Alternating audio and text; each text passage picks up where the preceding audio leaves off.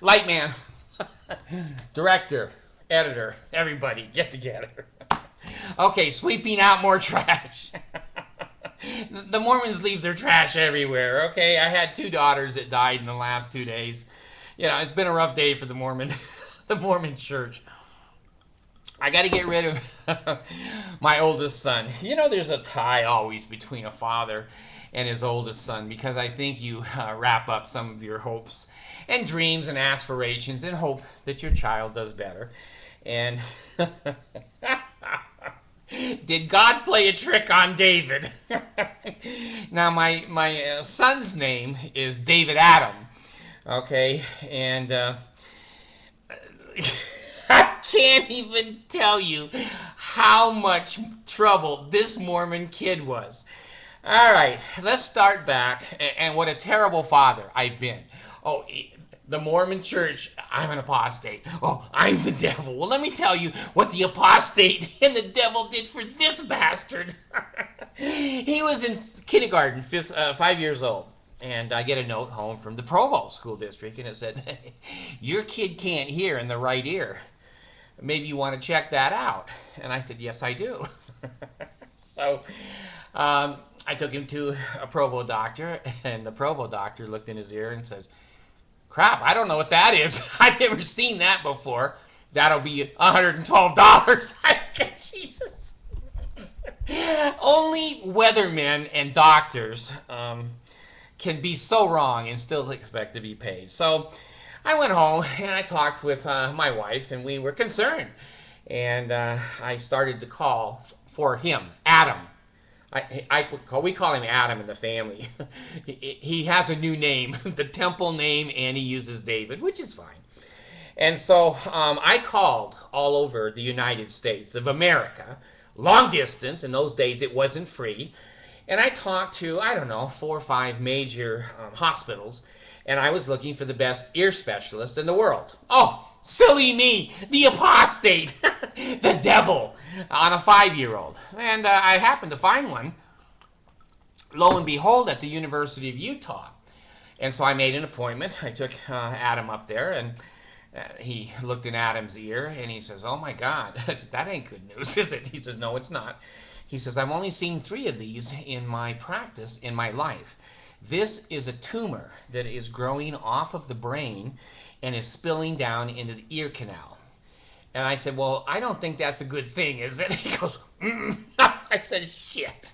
5-year-old. Now, I don't have any money. God, I'm what, 26, 27, and you know, my children mean the whole world to me until I've had to sweep a couple of them to the curb here in my old age. They can shun me. You know what? I can shun them too. It goes both ways. The Mormon church is not going to control me through my children. Sorry, cult. Sorry, children. So anyway, a long story short, he had an operation, and I asked the doctor before he operated him, I said, what's the good news and bad? And he said, well, he says, David, there's a nerve in there. And he says, it's hard sometimes to identify it across his cheek. And if I accidentally snip that, he'll be paralyzed on the left side of his, or right side of his face. And I said, well, all right, keep your glasses on. Okay. So anyway, he had it surgically removed, and all of his eardrum, the stirrup, the saddle, everything that causes you to hear. And so I brought him back for a checkup, and the doctor said, I think he's all right. And I said, well, what's the word? He said, well, he's obviously deaf in that ear. And, you know, I'm bipolar, and I don't live by the rules of this world. We live in our own world. And I said to the doctor, I said, would you mind testing his hearing? And he goes, what are you, crazy? I know, I just cut his eardrum out, and stirrup, saddle, and there's another bone I can't think of. And I said, humor me. So he went in, came back, and the doctor had this stupid-ass grin on his face. And I said, what'd you find? He says, well, I can't explain it, but he hears 70% in that ear. I said, okay. So that boy had to wear an earplug in his ear the rest of his life when he went swimming, because the water goes into his brain, and maybe that's what's wrong with him. Maybe he went swimming when I didn't know about it. So I had to buy the plan, pay for the operation. Oh, the bad dad. The bad dad. Jesus. It's the bad kid. Okay, now, he didn't do anything to cause that. God, But that was the beginning of today, the end, okay? I call him now Homie the Clown. Jesus. Okay, so he begins to grow up, and not very quickly and not very well. So he was a problem child from the moment we had him. He was a problem child, and I'm trying to think now of the specifics that stand out. There's many. One of them was that I got him a job at McDonald's when he was 14 years old. The devil dad, the apostate, doesn't do anything for his kids. The atheist that hates God. Well, okay, so I took him to McDonald's. I got him a job there, and he was 14, and he worked, and he was a low worker. And suddenly I look in his room, and he's got stereos up to the ceiling, TVs. It looks like a store at Walmart or part of a Home Depot. And I said to myself and to him, what the hell? You don't make this much money. He goes, well, it's a good job. And I says, it's not this good. So finally he breaks down and he says, I've been stealing from McDonald's. Well, this wasn't a piece of good news for a father. I mean, I was a Mormon in those days, and I didn't want my kid to be a thief. So he repented under some duress, and I made him pay some of the money back and apologized to McDonald's. And they didn't want him working there anymore because he's a bright child. He's probably intellectually with the highest IQ child that I have. When he took his SATs and ACTs, they were almost 100%. So, you know, just because you have an high IQ doesn't mean you have any damn common sense or courtesy. So, anyway, he worked for McDonald's again, I think 3 more times. And he was the manager. Well, now he knows where the video cameras are, and he knows how to turn. So when he's at the register, he doesn't click up the order. He just puts the money for the order in his pocket, and the order is never recorded, and the money is in his pocket. He's a Mormon. Okay, he should do one of those I am a Mormon campaigns. So there was three or four more times. I remember the last time I went to his apartment house, and I saw McDonald's trays, like 10,000 McDonald's trays piled against the wall. And I go, and he goes, I can't stop stealing. I go, okay. So anyway, I had trouble with him, a lot of trouble with him when we moved up to Lancaster, California. And he had been in a couple of different high schools because he can't get along with anybody. And he's bipolar. And so I have some sympathy with him. And certainly I got him on medications fairly quickly, right at about 18, 19 years old. I didn't get on medications till I was 50. So, you know, my life was pretty screwed up until that particular point. But anyway, in Lancaster, I decided that he needed to go to high school and graduate, and he went to like 4 high schools in Lancaster and couldn't get along with anybody. He was thrown out, and he tried out for the this is Oklahoma. He tried out for the football team, and the first day, his mouth said to the Okie boys, he's from California and he's going to kick their ass. Well, on the first tackle, we never saw him for months. He was gone into outer space. The Oklahoma boys, you don't make fun of when it comes to football. So, you know, he comes home crying and carrying on. So anyway, I thought, well, we'll help him buy a car. So we bought him a station wagon. It wasn't a fancy car, but it was a dependable and a decent car. It wasn't a piece of crap. And I'm laying in the house one day upstairs sleeping, and I hear this banging and glass breaking, and I think, good Lord, is that the trash man or, you know, an accident? So I went outside in my pajamas, and here's Homie with a baseball bat in the middle of town. We lived on one of the busiest streets. Hundreds of people watching him take the baseball bat to this car, and I'm sure calling the police and thinking he's vandalizing it, breaking the windshield, kicking in the doors, the headlights. And so I went over to Homie, and I said, Homie, what the hell? He says, it won't start. I go, gee. Do you think it's going to start better now? There's the Mormon common sense. No wonder he's a Mormon. That made sense to him. Beat the car up and punish it. Excommunicate it, and it'll humble itself and start. Well, anyway, I got on him for that, of course. And then he was in Lancaster, and I don't know what it was. Something set him off, and he was upset about something. And he decided to climb up on the 6-foot retaining wall at the main intersection of Lancaster, California, and pulled his pants down and hung his butt over the side of the sidewalk, 6 feet in the air, and took a crap in front of hundreds of people. And I go, oh God, that's my son, the bad dad. Oh, the apostate dad. I should have kicked his ass out of my life then. But no, stupid dad, arms are open, welcoming him back into the fold.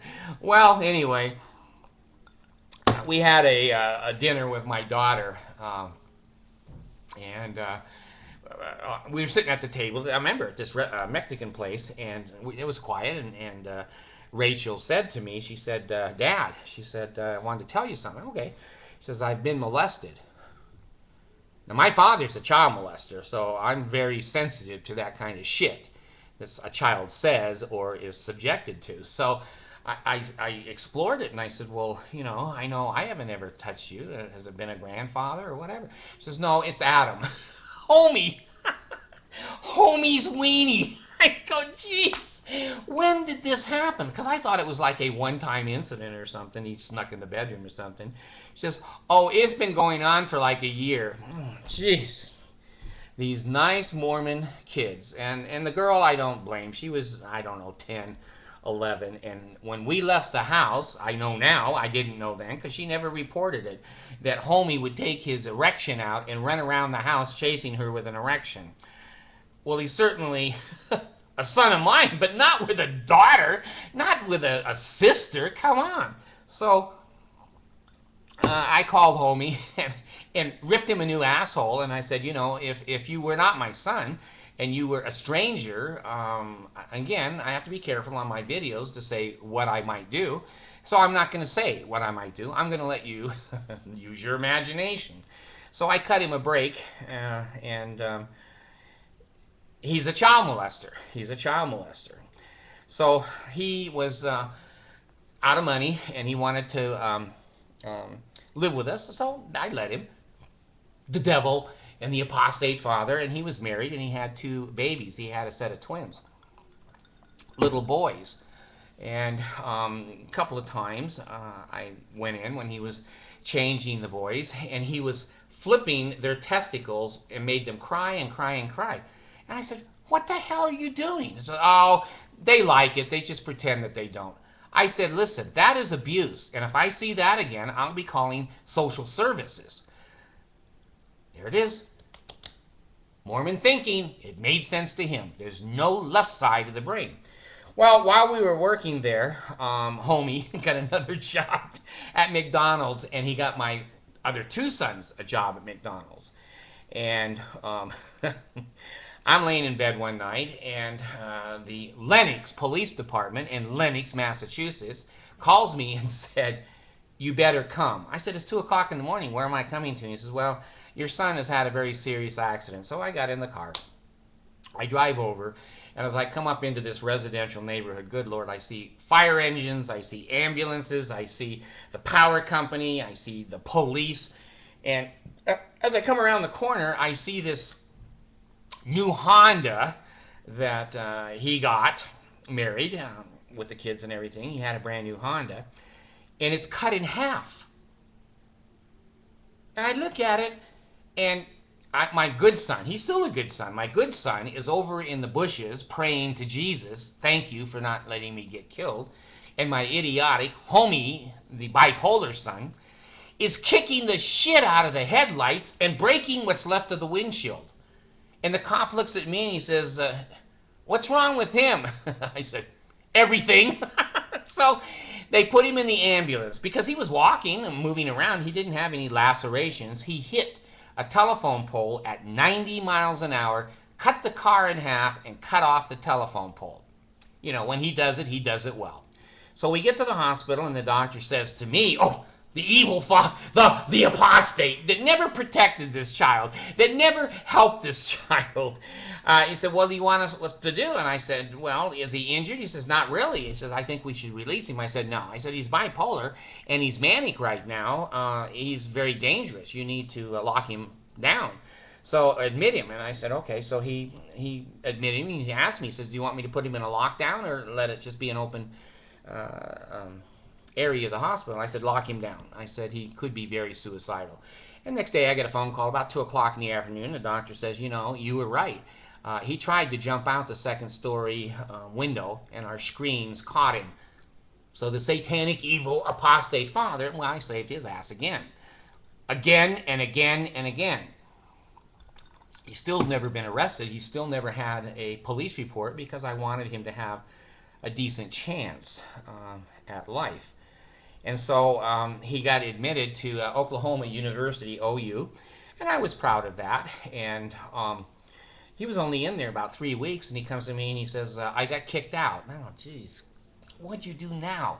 He said, well, I had a girlfriend, and she was living in the dorm, and I wanted to talk to her, and she wouldn't open the door, so I kicked it in. That's going to fly really well on a OU campus. They kicked his ass out of school. So I said, well, okay, let's try to get you into another school. The evil apostate father still supporting this kid. And so finally he gets pissed at me and he says, I don't want to live here anymore. I said, thank God. Thank God. Where do you want to live? And he said, I'd rather live in a ghetto. I said, don't say another word. I drove him to Los Angeles from Lancaster to the ghetto in Watts. He says, here, this is exactly, and he was probably 17. And I said, this is what you wanted? You got it. I dropped him off and I left. Well, he called his mother because we were divorced, and she was up in Oregon. I guess she sent him money, and he went up to live with her. And she's, David, you're too hard on the kids. You're evil. You're the apostate father. Okay, so you take shit for brains. I don't want to do this anymore. And so he's up there like 2 months, and she's a sweet girl, you know, Janet. I loved her in 7th grade. She's the sweetest little thing in the world. Beautiful girl. Oh my God. She looks like me now. so maybe she's not that beautiful. I don't know. But anyway, she calls me. She says, David, she says, Adam is an asshole. I go, I know he is. And I can't handle him. I didn't think you were going to be able to. She says, will you take him back? Well, I was a Mormon, and, you know, Mormons are supposed to give 70 times 7. And this kid was close to the end of 70 times 7. And so I said, yeah, I'll take him back. And she said, well, you got to know something. His driver's license, he's got 39 tickets. I said, oh, really? Why? He said, well, I let him buy a motorcycle. Well, again, teenagers and bipolar people probably shouldn't have motorcycles. I don't know. So she said, when the cops give him tickets for speeding, he pulls over and he goes through the process of getting a ticket, and then he does a wheelie. Mormon thinking, it makes sense to them. So he came to me with like 37 tickets from that state. And so I had to... Oh, me, the evil father. I had to help him through the court system and write and pay and try to get him released from warrants and etc. And I did. I finally saved his ass again. Well, he had the motorcycle there in Oklahoma, and he was riding it around. And one day I came out of the house, and he had this sweater tied around his butt like the college kids do. And I said, Adam, you know, a sweater in that position, the arms of that sweater are hanging right over the chain, man. You know, you may want to put that sweater up over your neck and shoulders. No, it's okay. I can handle. Okay. Well, 2 hours later, he comes in driving very slow, which he never does. And I look over and I see grease and one arm of the sweater gone, and the rest of it's all torn to crap. And he kind of has a scrape on him. Well, he went down, and I said, gee, that's a surprise. What happened? Oh, the damn sweater. It fell in the chain. Okay. So, God, he wasn't killed. And I don't know if that's a blessing now or not. I don't know. Tell you the God's truth. Well, he got through childhood because of me. Because of me. I kept his ass out of jail 10, 12 times and let him get into adulthood on medications. And he went off on his own and did a good job of getting an MBA. He has a master's in business administration. Well, he came home from that, and in those days we talked, and not well, but we talked. And he said, well, Dad, I'm really having a hard time getting a job, even with an MBA. I just don't seem to have, a way. He worked with Hewlett Packard and some other big companies, and that didn't work out. So I was laying in bed one night, and I got an idea. And I thought, well, I'll give Adam this idea. Maybe it'll help the kid out. I'm still trying to, support this kid and help this kid. He's been nothing but a total asshole. But anyway, I called him up, and I said, I have an idea. Being old like I am, one of the things that really upsets me is I don't keep my receipts. And when I go back to Walmart, and they go, where's your receipt? I said, I don't know. The dog ate it. And then I have to go through this and that. And I said, if you could invent, and he's a computer genius, some type of a receipt system where us old people and others, it would be convenient just to buy something from Walmart. It goes into a receipt a database, and anytime we go to Walmart to exchange it, we just push our cell phone and there's a receipt. He says, hey, I think that's a good idea, Dad. How much do I have to pay you for it? I said, oh, nothing. It's just an idea to help you and your family out. Well, you sure? You ever going to come back and want royalties? I said, no, I don't want royalties. I said, I have enough money to live on. I'm not rich, but I have enough to live on. So he starts a company, and the name of the company is Ready Receipts. Okay? It's on the internet. And he has a receipt company, and he is the CEO. I don't know what that stands for, but I certainly could come up with a few suggestions. And he's a Mormon. He's an elder. I don't think he's ever been called in any kind of position because he's such an idiot. But anyway, it's been now, I don't know, 4 or 5 years. I haven't heard from him at all.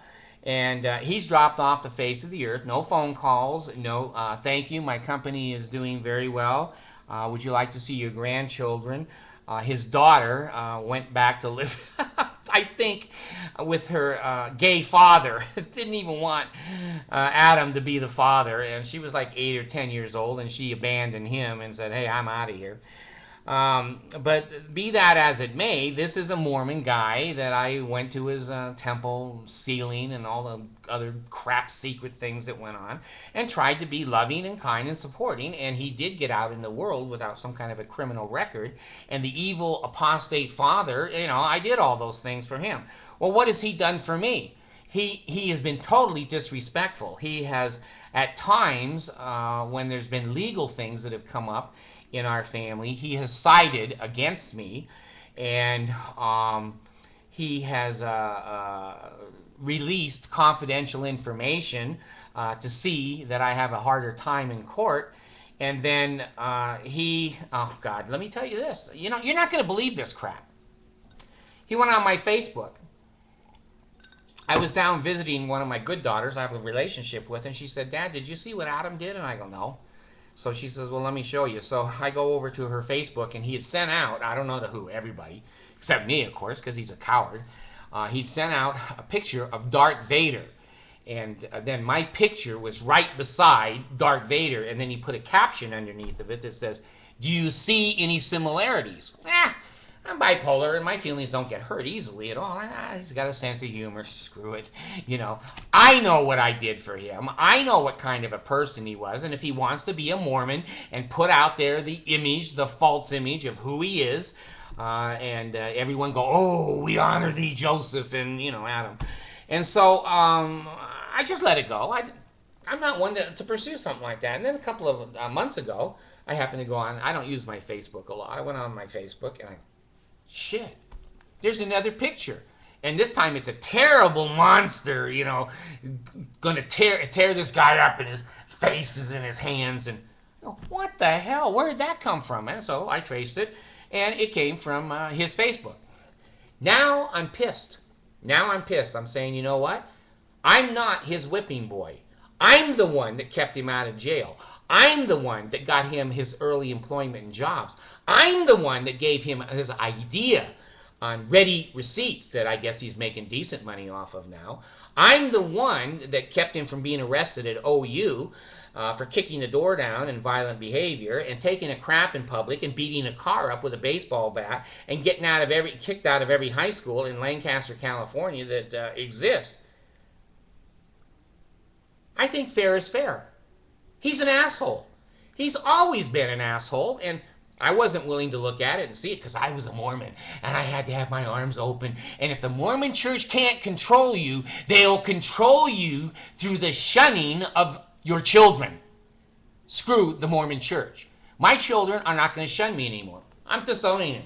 He's up for adoption too. Please, find someone for an adult adoption that'll take your asshole behaviors. You were born to me. That's one reason I'm atheist and don't believe in Jesus. What did I get punished for? What did I get punished for having an older son that, takes his four-wheel drive truck and does, what do we call that in California? Lawn farming, where you put it in four-wheel drive and turn it in tight circles until it tears the whole lawn up and all of the sprinkler systems and then laughs and thinks that's funny. Well, anyway, I don't need this kid. I don't want this kid anymore. There's other things that this kid has done, and I can't even remember all of them. It's such a negative triggering force. But let him keep his Mormon culture. Let him put himself up for adoption. Let the world know that his company I invented. I never got a thank you card. I never got a Father's Day card. I've never had a phone call. He's never come to my home to visit. I don't see any of his children and my grandchildren. That's the way the Mormons have taught each other to treat somebody, no matter what they've done for them and no matter what sacrifices they've made. The Mormon cult owns my children and they don't own me anymore. I am not going to suffer and hope that someday the cult stranglehold on my children that punishes me every day, I'm going to repent. You know what? There's repentance to the Mormon church. There's what I think of the Mormon church. I'd love to have relationships with normal children. I don't have normal children. They're cult members. They're mean. They're cruel. They're vicious. After all I've done for them, and I haven't been a perfect father, but damn it, I've been a good father. And these kids that do this, they're disowned. My oldest son, David Adam, he died today too. Have a good life.